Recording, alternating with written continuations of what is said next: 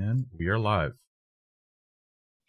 Welcome back to Prophecy 3 DNA, where we discover, decrypt, demystify, and apply Bible prophecy. My name is Donnie Alvarenga, and this is my brother, Don DeCuna. And over the past several weeks, we have been talking about the covenant. And we were talking about our responsibility, our part of the covenant. And we've been of the old covenant, right? And so we're going to be dissecting two other of the stipulations of our part of the agreement in the covenant. We've covered 6 of them so far. Today, we're going to cover number 7 and number 8. You want to fill us in, Don, what it is that we're covering today? All right, so today we're going to talk about the 7th and 8th commandment, the adultery, and the thieving, right? So we'll go ahead and pray to kick off, and I'll leave our kind of rule of thumb stuff here on in the background so you guys can read it while we're praying. Dear Father, thank you so much for another time that you've given us to come together and go into your word, specifically into your covenant, and to understand your stipulations as it's set forth in the 10 Commandments, your moral laws that show us how we should interact with you and with each other. Please be with us, that you give us open hearts and open minds, and not hard hearts, and not stopped ears. Holy. Okay, so we're into the 7th commandment now. And the 7th commandment is pretty basic. Thou shalt not commit adultery. But as we've been studying with the rest of them, it's not as surface level as we think it is. It's actually a lot more, it's a more developed construct, okay? So, this commandment defines our responsibility towards our spouses, who are also our brothers and sisters, okay? So we can't just think of this concept of our spouse just being a spouse. They are also one of God's children. We don't want to hurt them because we don't want to hurt God. Does that make sense?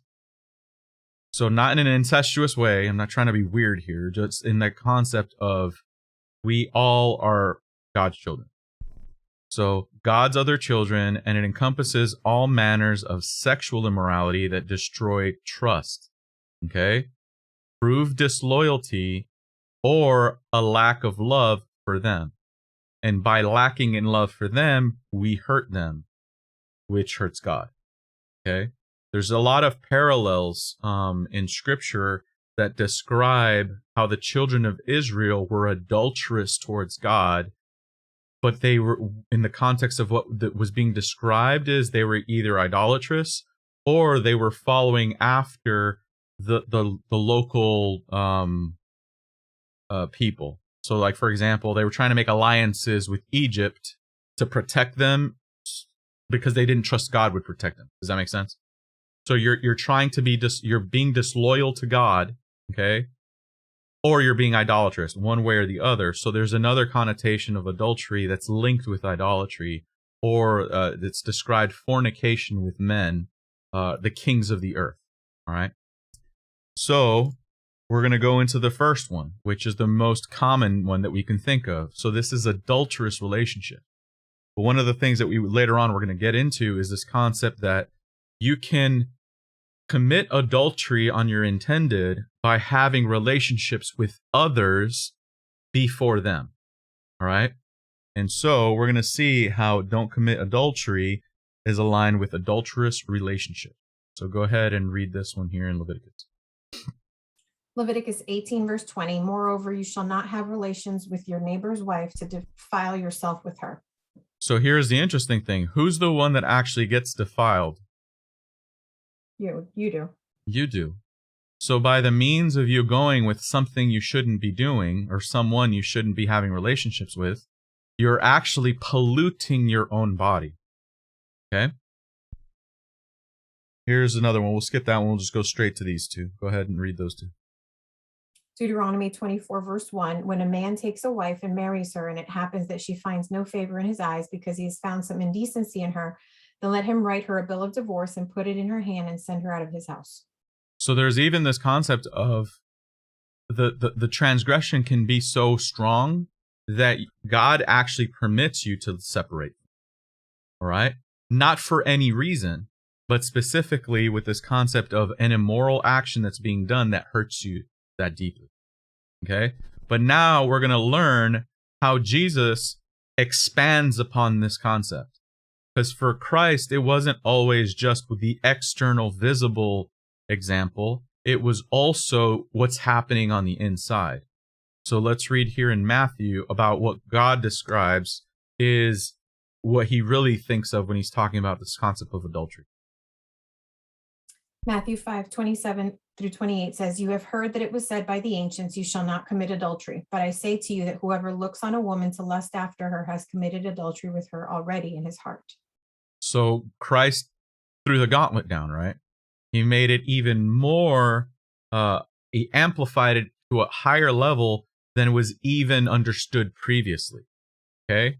If you now look at somebody with the desire to have some illicit relationship with them, you've already done it in your heart.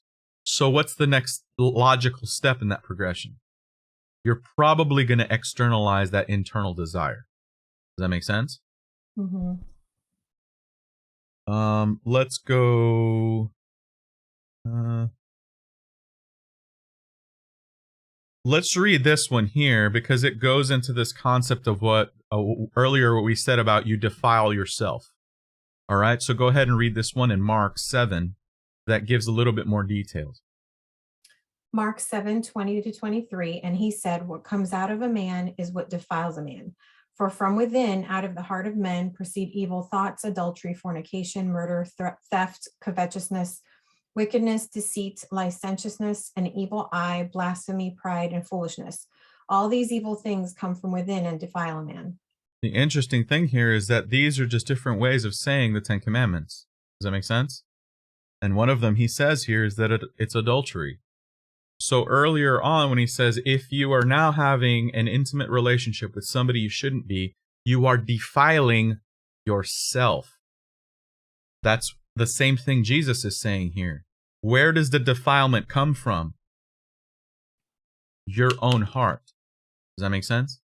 Mm-hmm. So you've corrupted yourself, and now it's even worse because you are corrupting somebody else also.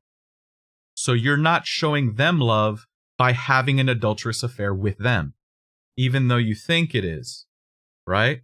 But ultimately, you're hurting them also because they are now defiling themselves. Okay? Now we're going to see how this includes the concept of premarital intercourse and how this can affect future adulterous relationships or future relationships.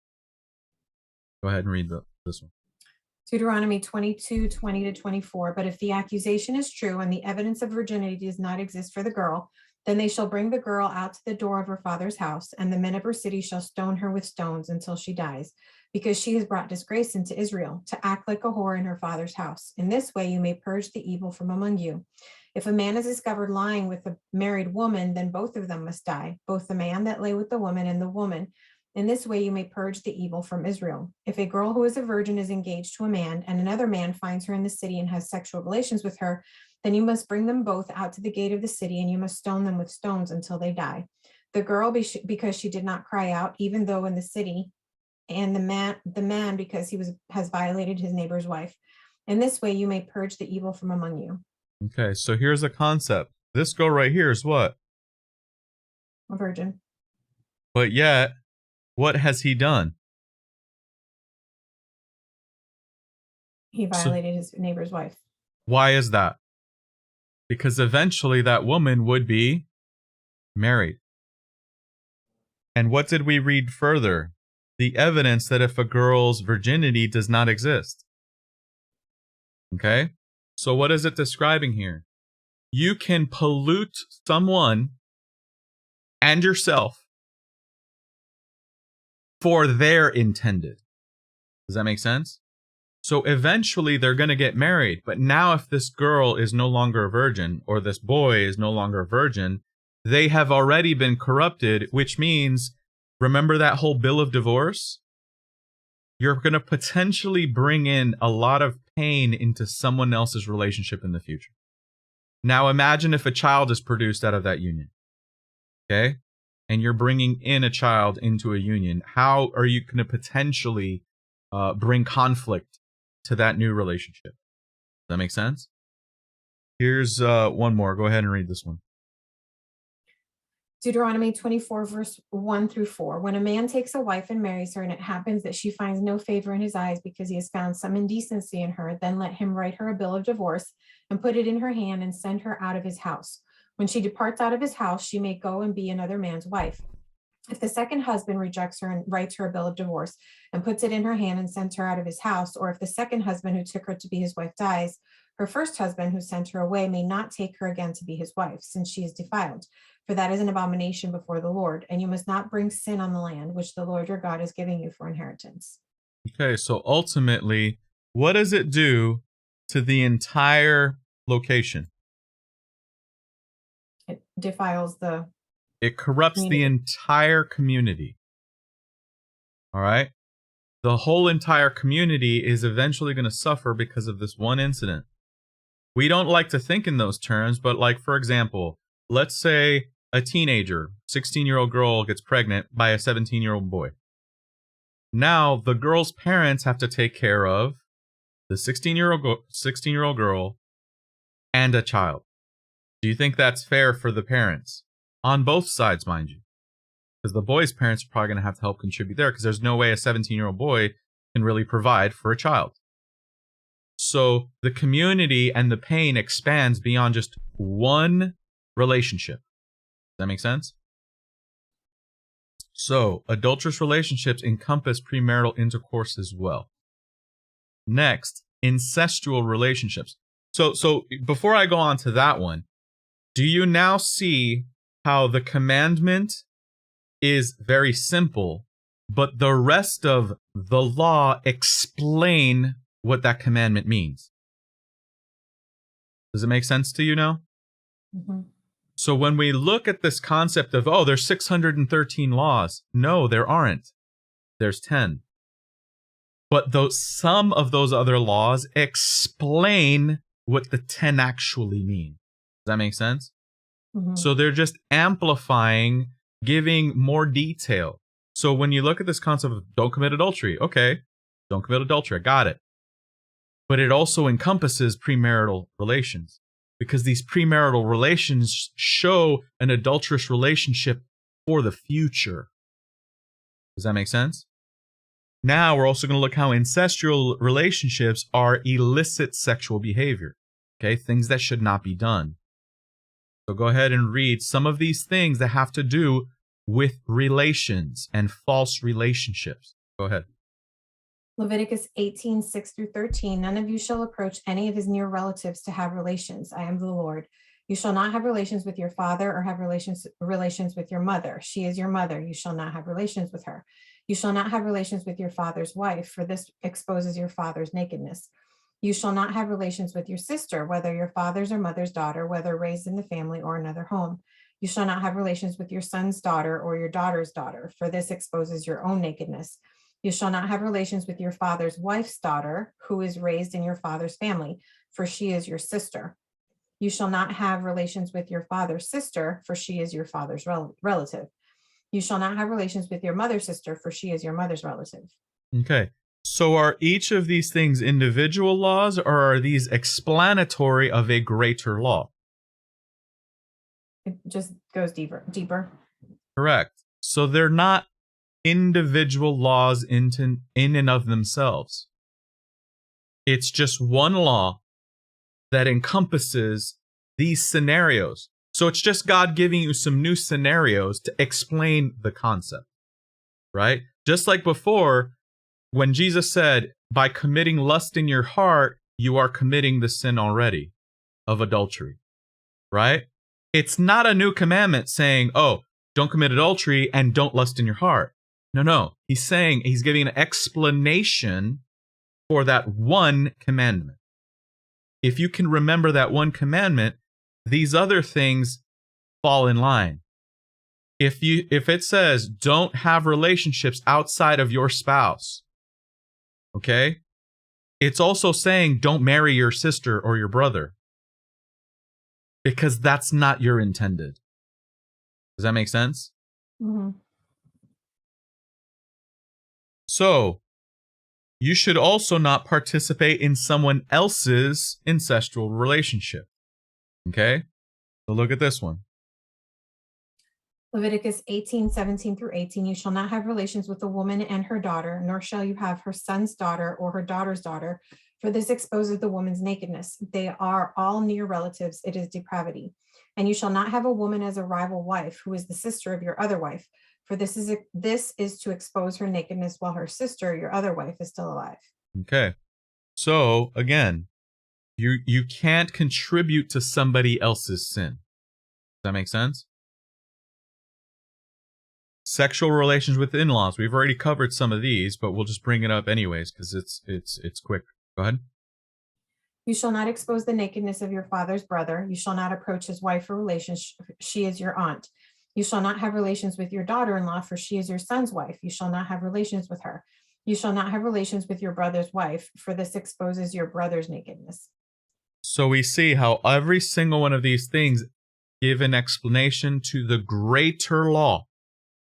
Don't commit adultery. Don't commit false sexual relationships. Even this way, don't commit false intimate relationships. The intimacy between you and God and the intimacy between your spouse in God's eyes are sacred. Don't defile that. Okay? No unclean sexual practices. So these are describing things that God defines as not how he intended it to be. Okay? It's like, this is not why I created your body. These are not the reasons I've created you. Okay? So let's look at some of these things.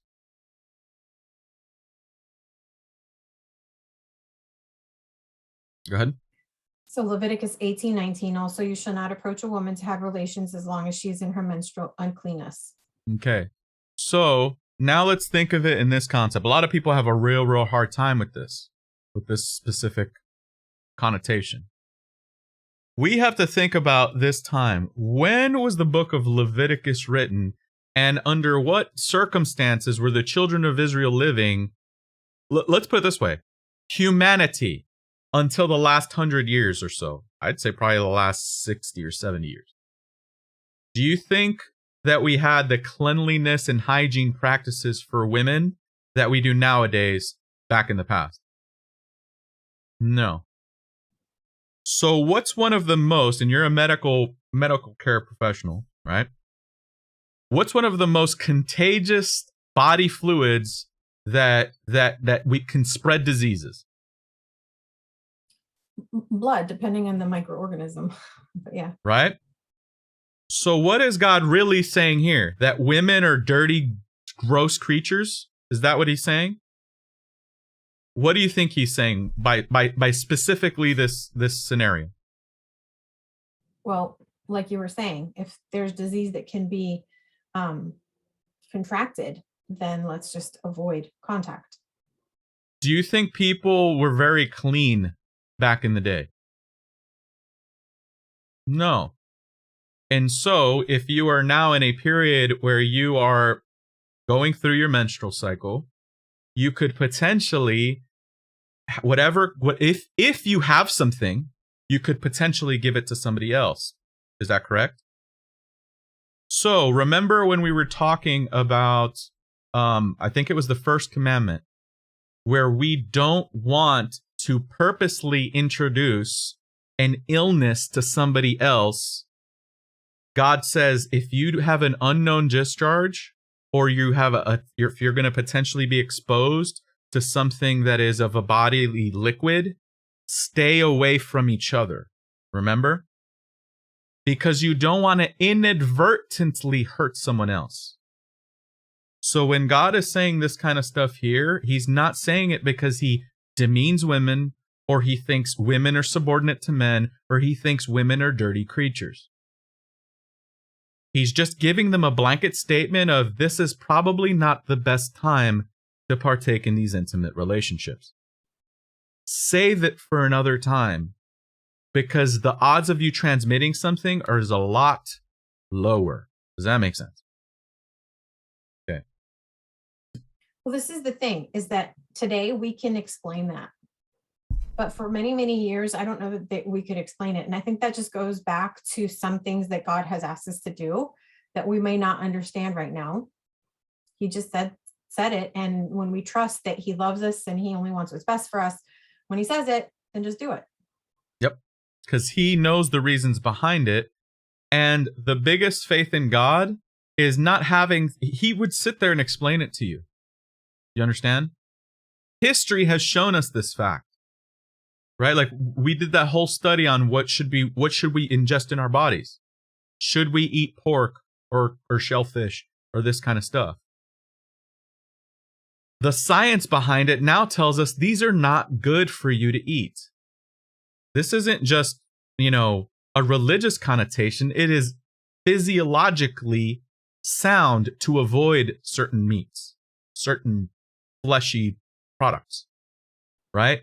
So it's exactly what Donnie said. God knows something that is for our own good. Every single one of these laws are for our own good. So we don't hurt ourselves and we don't hurt others. Does that make sense? And so by going into these things, we can kind of see like, okay, now I start getting it. And I can't just think God is a misogynist. And I can't just think God hates women because God made women. Does that make sense? So he doesn't want you to think in those terms. He wants you to be like, okay, why would I possibly put this in here? Modern science actually vindicates God instead of makes it look like he's crazy. Does that make sense? All right, let's go back to this. Next, homosexual relationships. All right, so let's look here in the texts that talk about these specific things. Go ahead. Leviticus 18:22, you shall not lie with a man as one does with a woman. It is an abomination. Okay. Go ahead and read these next two. Leviticus 20:13, if a man lies with another man as with a woman, both of them have committed an abomination. They shall surely be put to death. Their blood guilt shall be upon them. Right. Next one. 1 Kings 14:24, there were also male cult prostitutes in the land, and they did according to all the abominations of the nations that the Lord cast out before the children of Israel. Okay, so one of the reasons that the Israelites came was for what? What was one of the reasons God specifically used them to take the promised land? Because the nations around them were evil. The nations around them were doing horrible things. One of those horrible things in God's eyes was this abominable sexual relationship. Okay? They did according to all the abominations of the land that the Lord had cast the children out from before them. So going back to the original principles, is it necessarily the fact that it's a man and a man having a relationship or a woman and a woman having a relationship? No. It has 100% to do with the fact that God made a man and a woman for each other. So is God okay with a man and a woman in a heterosexual relationship having an illicit sexual relationship? Is he okay with that? No. So why would he be okay with a man and a man having an illicit sexual relationship or a woman and a woman having an illicit sexual relationship? For God, sin is sin. And he never intended for a man and a man or a woman and a woman. Because it doesn't propagate the species. What was one of the commands that God gave Adam and Eve? As soon as he finished everything, what did he tell them to do? Be fruitful and multiply. Yes. Procreate and spread out, expand, grow. You can't procreate with the same gender. There's no procreation there. So, what is God saying here? I designed it this way. Physiologically, when you see a male body and a female body, they are designed for each other to procreate. So what he's saying here is, this is a component of the overarching issue. Also, it is linked to this. Why do you think there were male cult prostitutes? This next line explains it a little bit more. Go ahead and read this one here in Kings 15:12. 1 Kings 15:12, he expelled the male cult prostitutes from the land and removed all the idols that his fathers had made. So, male cult prostitution was almost synonymous with what? Idolatry. Idolatry. So back in the day, there were children that were brought to these pagan temples, and the parents would offer up their children for the pleasure of the gods. What does that mean? That means this. There is a priest that he knows he's not going to get much of a good living from the poor people, but he gets a lot of good living from the rich people, right? So what he'll do is he'll go to the poor people and say, if you give me your sons and daughters, I will ensure that the gods treat you favorably by the pleasure that your children give to these other individuals. Then he would go to the richer members of society and say, you can have these at some point, children. Okay? You can have this boy or this girl.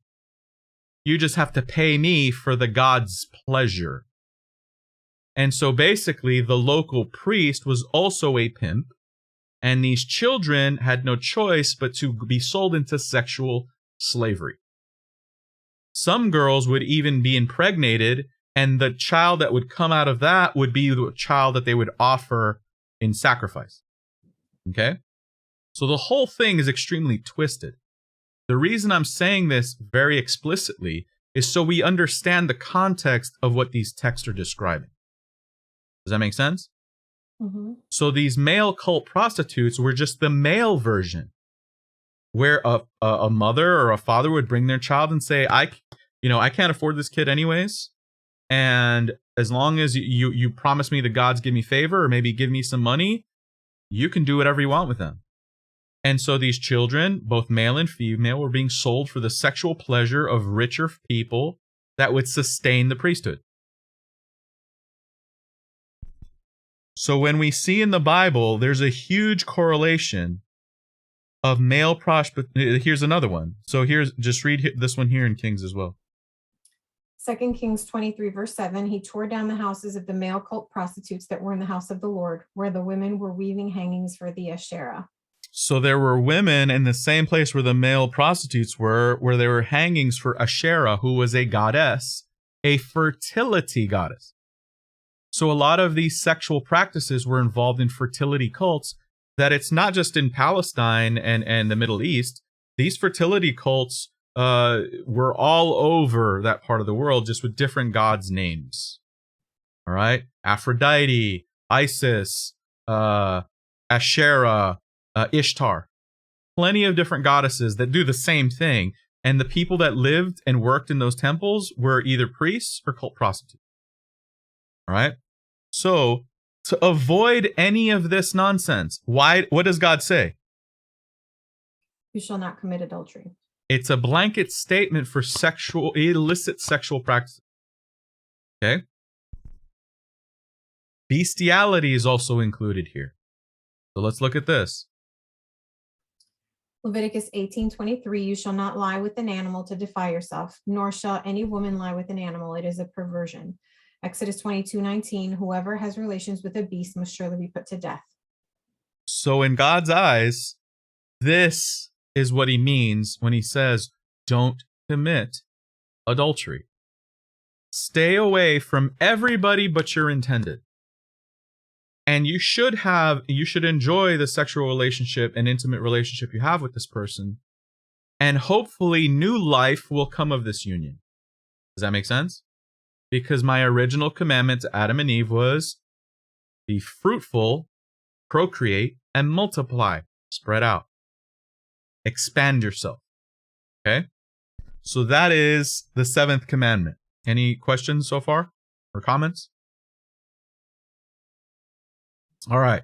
So there's one more. Pimping and prostitution. Okay? Go ahead. Leviticus 19:29, do not prostitute your daughter and cause her to be defiled, lest the land fall into whoredom and become full of wickedness.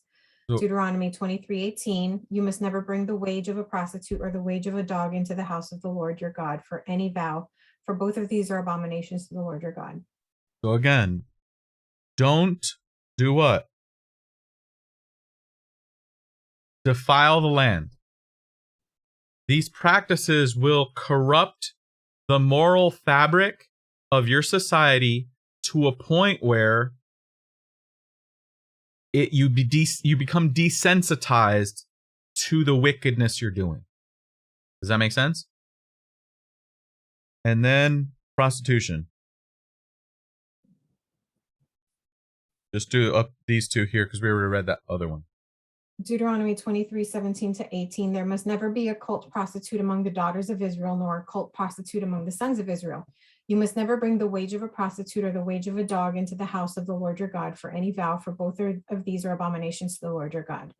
Proverbs 23:27, for a prostitute is a deep ditch and a seductress is a narrow pit. So one of the things that God actually describes, and we'll see this as we go deeper into Revelation and prophecy. The commentary of prostitute is used as a symbol to describe those who have a relationship with God, but they also have a relationship with the world. Why is that? Because you are selling yourself to the lowest bidder when you really belong to God. So understand that this concept of adultery, we're going to read it again in a completely different context where it aligns with idolatry and fornication, this concept of a religio-political construct, okay? Church and state. God sees that as an adultery or a fornication and even in some cases idolatry, okay? And here's something else. A lot of these issues here that we see is more because we want to seek pleasure for who? Whose pleasure are we mostly seeking? Our own. Our own. Very selfish pleasures. Does that make sense? So now, we'll go into the 8th commandment. You shall not steal. Again, another short one. But let's see what this actually means. This commandment defines our responsibilities towards our brothers and sisters again, God's other children, and encompasses taking anything that does not belong to you, destroying God's children's trust to prove disloyalty and lack love for them. Notice how it's the same thing that this was. Destroy trust, prove disloyalty, and lack of love. The same problem results when we do this also. Okay? Theft. So actual larceny. Okay? So let's go ahead and read these next two. Leviticus 19:11, you shall not steal, nor deal falsely, nor lie to one another. Okay? And the next one. Matthew 15:18-20, but those things which proceed out of the mouth come from the heart, and they defile the man. For out of the heart proceed evil thoughts, murders, adulteries, sexual immorality, thefts, false witness, and blasphemies. These are the things which defile a man, but to eat with unwashed hands does not defile a man. Okay, so again, thefts is one of them. Very basic, simple. Don't take something that doesn't belong to you. Here's something that's very interesting, and we'll go deeper into this when we study the 10th commandment, which is you shouldn't covet. By having that desire in your heart, you might act on that desire. So if somebody has that one thing that you want, you might end up just taking it. So part of this has to do with God saying, be grateful for what you have so you don't have to take someone else's. Does that make sense? Mm-hmm. Because to now take something somebody else has is, once again, a very selfish act. I want it, and I don't care how badly it hurts you for me to take it from you. Does that make sense? All right. Defrauding anyone. And that also includes withholding what is owed. So if you make an agreement or a contract with somebody, and at the last minute you're like, you know what, I'm just not going to pay you for this, or whatever the agreement was. You take the service, you take the goods, but now you say you're not going to reciprocate what was agreed upon. That is defrauding someone. So let's look at this concept of defrauding people. Go ahead and read these next two. Leviticus 19, verse 13, you shall not defraud your neighbor or rob him. The wages of him who is hired shall not stay with you all night until the morning. Leviticus 19:33, when a foreigner sojourns with you in your land, you shall not do him wrong. Okay, read this one. Leviticus 19:35-36, you shall do no unrighteousness in judgment regarding measures in length, weight, or quantity. You shall have honest balances, honest weights, an honest ephah, and an honest hin. I am the Lord your God who brought you out of the land of Egypt. So what's the issue with having incorrect weight, lengths, weights, or quantities? What are you doing? You're defrauding somebody. Yeah. So if, for example, if I say, well, I will pay $5 a pound for this product, and then somebody uses a false weight, I'm not getting my full pounds, but I'm paying a pound's worth. He's technically stealing from me, right? And conversely, the other way around, if I'm not paying him for what it's worth, right, in the quantity department, right? We have an agreed upon thing. I will buy 5 for 10, and then when it comes, I take the 5 and I give him 3, and I said, you just have to suck it up. Okay? Kidnapping. Why is kidnapping or compulsory chattel slavery stealing? That's interesting. How did this end up being in the commandments? Let's look at this. Exodus 21, verse 16, he who kidnaps a man and sells him, or if he is found in his possession, shall surely be put to death. Deuteronomy 24, verse 7, if a man is found kidnapping any of his brothers of the children of Israel, makes property of him, or sells him, then the kidnapper must die, and you must remove the evil from among you. Okay. So there's a lot of people that like talking about this concept of the Bible's okay with slavery. We need to study that topic in a deeper context later on. But here's something that the Bible wholly condemns.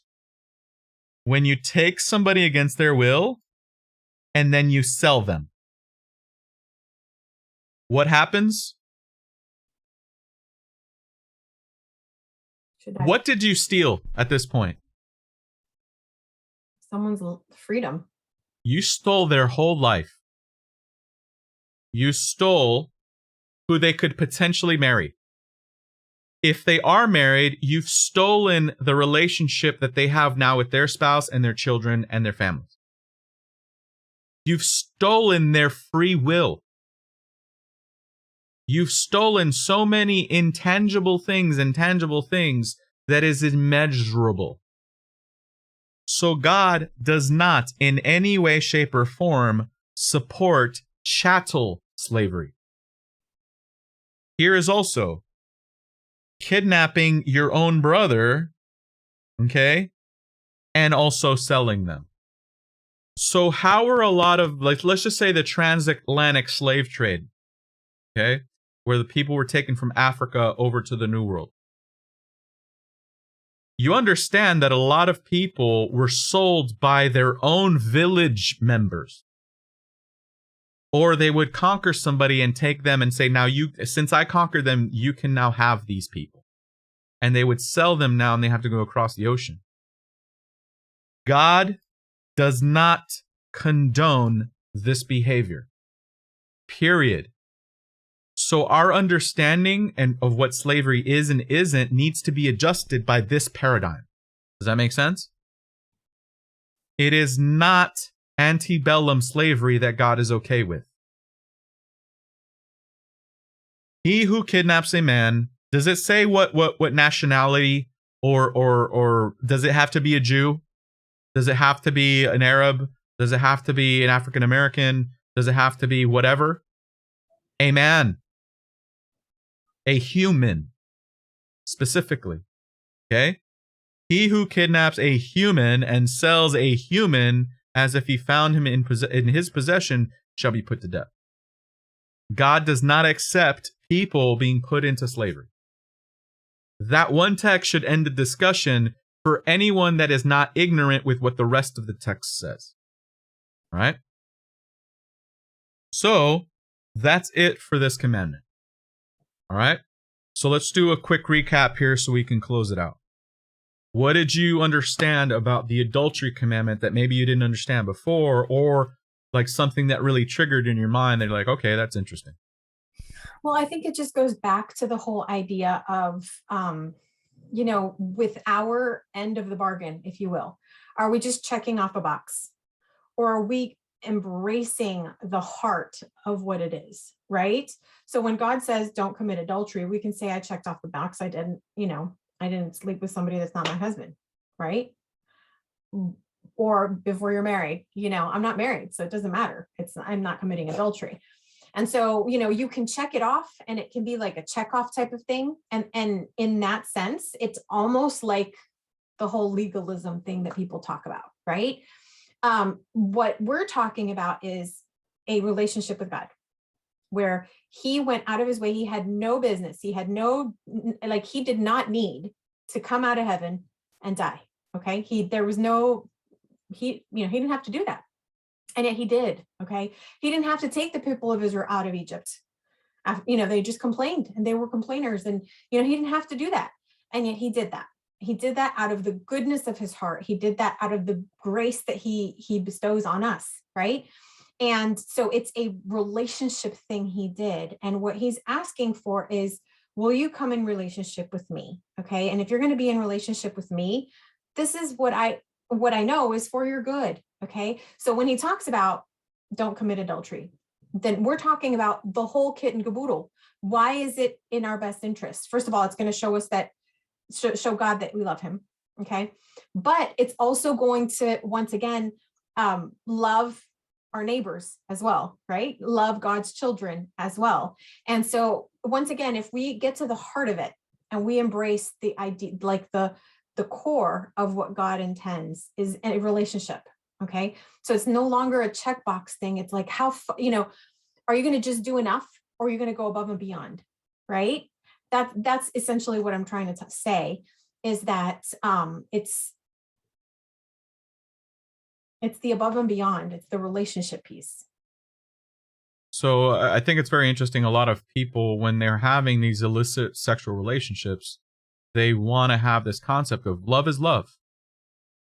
What God is showing through the scripture is just because you think it's love doesn't mean it's actually love. In fact, you're actually hurting yourself and you're hurting the other person. And you don't realize that. You think it's love, not love. Because true love means you wouldn't do that, or you wouldn't participate in it. Because ultimately, what ends up suffering because of these illicit relationships? What have we shown?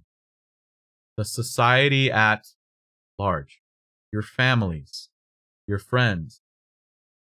Okay? So this concept of love is love, we need to address, what is it that really are we doing? It's probably lust is lust. I have a supreme physical attraction or desire for this relationship, male or female. But ultimately, I will defile myself and defile them, which means I am not acting in love. Because God is love, and he's our creator. And so he knows best for us. And he's given us the proofs we need. We just have to choose to accept it or not, and understand truly what love is. In the future, we're going to do a whole series, and the biggest component of it is where we study what God's love really means. What it really genuinely means in accordance with Scripture. Because if it's not in accordance with Scripture, your love is not the same as my love. There's actually a book out there called The Love Language, and it describes how so many people have different love languages. Moral relativism. What's love for me might not be love for you.